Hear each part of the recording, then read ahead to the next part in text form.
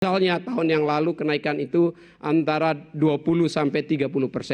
Namun kami juga saat ini sedang bekerja bersama-sama dengan operator seluler untuk mengantisipasi pada saat kenaikan traffic yang besar di hari bulan Ramadan dan hari raya Idul Fitri nanti, kemungkinan kenaikan traffic antara 30-40%. Sejauh itu kapasitas broadband Indonesia masih cukup.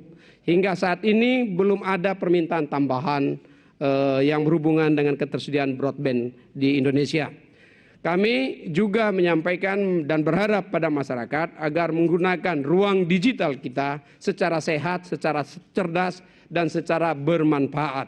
Untuk itu, kami menemukan melalui cyber drone Kominfo begitu banyaknya disinformasi dan hoax yang telah beredar di masyarakat. Hingga pagi ini ada 474 isu hoax secara kumulatif dan tersebar di lebih dari 1.000 sebaran di platform digital.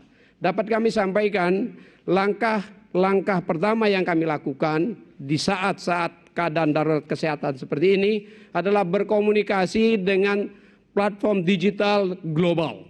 Di antaranya dengan Facebook, dengan Twitter, Instagram, dan YouTube. Dari 1.125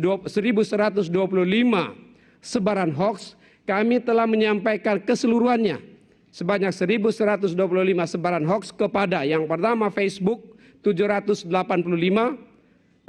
Instagram 10, Twitter 324, dan YouTube 6. Dan yang sudah ditindaklanjuti oleh platform-platform global adalah sebanyak 359, 303 oleh YouTube, 3 Instagram, dan 53 oleh Twitter dan oleh Facebook maksud saya, dan yang terakhir oleh YouTube. Sampai hari ini kami masih mengusahakannya. Masih terdapat 766 sebaran isu hoax yang beredar atau yang terdapat di dalam platform-platform digital. Kami sudah berkomunikasi secara rutin termasuk dengan perusahaan kantor-kantor pusat perusahaan-perusahaan global ini di Amerika Serikat dan perwakilannya di Jakarta untuk minta agar segera melakukan proses take down atau blokir terhadap hoax dan disinformasi yang berada di platform mereka masing-masing. Masalah COVID-19 adalah pandemi global, bukan saja masalah Indonesia. Karenanya menangani dan memutus mata rantai baik secara global maupun secara domestik di dalam negeri menjadi tugas kita semua, termasuk tugas platform-platform digital global. Karenanya kami minta agar segera melakukan proses take down-nya. Kami juga secara khusus menyampaikan terkait dengan hoax dan disinformasi tidak boleh dibuat kategori.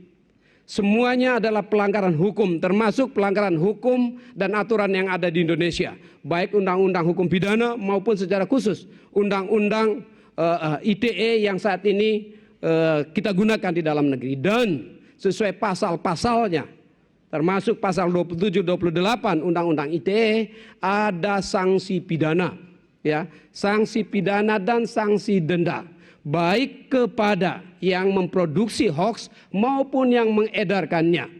Karenanya kami minta kepada masyarakat untuk ya secara cerdas dan jangan memproduksi, jangan menyebarkan isu hoax karena akan berdampak secara hukum. Jalur hilir yang kami lakukan adalah berkomunikasi dengan Kepolisian Republik Indonesia, minta untuk secara tegas melakukan penegakan hukum. Dan kami menyampaikan terima kasih kepada Kepolisian Republik Indonesia bahwa hingga hari ini telah dilakukan penegakan hukum terhadap 77 kasus. Ada 77 tersangka yang sedang diproses dan 12 diantaranya sudah ditahan. 65 masih dalam proses pendalaman. Sekali lagi kami menyampaikan kepada masyarakat, marilah saatnya kita ya di momentum saat ini untuk menggunakan ya seluruh fasilitas di dalam ruang digital kita, di handset dan gadget yang kita miliki secara cerdas. Kepada masyarakat saya juga ingin menyampaikan Kementerian Komunikasi bekerjasama dengan kementerian-kementerian lainnya telah membangun aplikasi Peduli Lindungi yang saat ini dari Android dia sudah dapat dilakukan proses instalasi atau download secara gratis dari Google Play Store. Kami juga sedang berkomunikasi dengan Apple untuk minta di teknologi iOS ya, agar nanti Apple Store juga dapat segera memberikan akses untuk instalasi atau download secara gratis.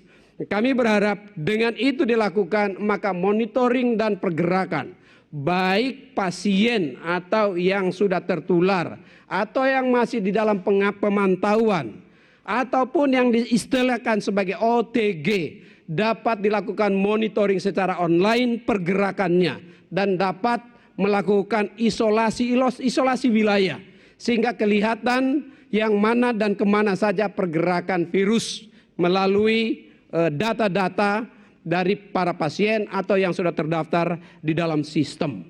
Karenanya kami minta kepada masyarakat untuk menggunakan kesempatan segera melakukan download dan instalasi di dalam gadgetnya masing-masing. Dengan demikian kepada masyarakat akan diberikan informasi real time secara langsung bahwa di sekitar mereka dalam jarak 2-5 meter berpotensi adanya virus karena ada carrier virus yang berada di sekitar mereka untuk segera menghindar dan menjauhkan diri darinya. Untuk itu akan sangat membantu kita untuk segera memutus mata rantai sebaran COVID-19. Dari sisi Kementerian Kominfo kami minta agar mulai sekarang kita membangun narasi yang ditransmisikan kepada masyarakat adalah narasi-narasi yang memberikan gambaran sinergitas ya, kekuatan nasional kita untuk membangun energi positif kita untuk bersama-sama kita sebagai bangsa ya, memutus mata rantai penyebaran COVID-19 ya. Kita inginkan dan kita berharap bahwa seluruh kekuatan kita gunakan termasuk dalam ruang digital yang kita sediakan ini. Dari sisi Kominfo kami secara penuh ya memberikan dukungan yang kuat kepada Satgas atau gugus tugas COVID-19 agar usaha bersama kita untuk segera mengakhiri persebaran dari COVID-19 di Indonesia dapat kita capai dalam waktu yang cepat.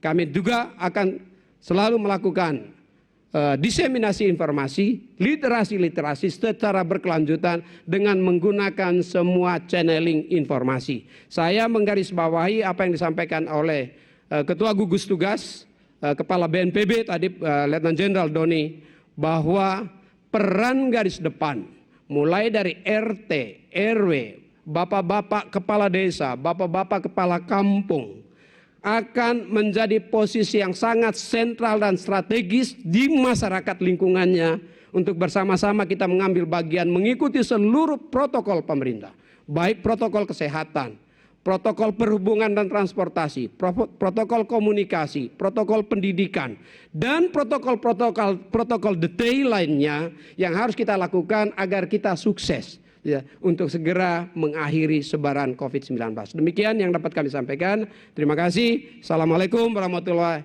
wabarakatuh. Om Santi Santi Om Namo Buddhaya. Salam kebajikan untuk kita sekalian.